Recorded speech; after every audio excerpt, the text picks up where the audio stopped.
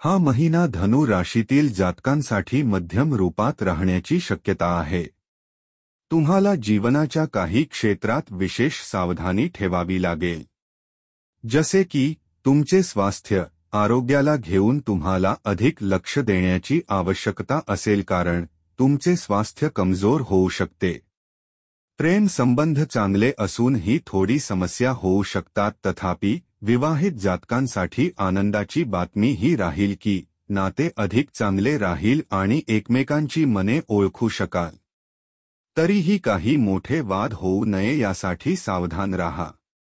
नोकरी करणाऱ्या जातकांचे मन कामात कमी लागेल, जसे नोकरीमध्ये काही समस्या होऊ शकतात, म्हणून तुम्ही कामावर अधिक लक्ष दिले पाहिजे अथवा समस्येचे योग बनतील।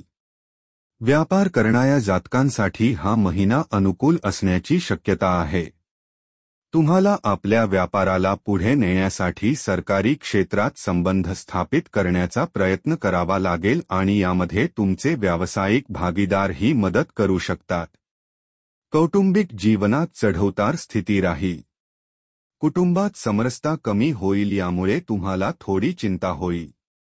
विद्यार्थ्यांना शिक्षणात उत्सुकता सोबतच काही नवीन शिकण्याची संधीही मिळेल आणि तुमची एकाग्रताही वाढेल। तथापि कौटुंबिक परिस्थिती आणि तुमच्या सभोवतालचे वातावरण शिक्षणात अडथळे निर्माण करू शकतात। जर तुम्हाला परदेशात जाऊन शिक्षण घ्यायचे असेल तर महिन्याच्या उत्तरार्धात यश मिळू शकते। उपाय: तुम्ही नियमित आपल्या कपाळावर केशर किंवा हळदीचा तिलक लावला पाहिजे।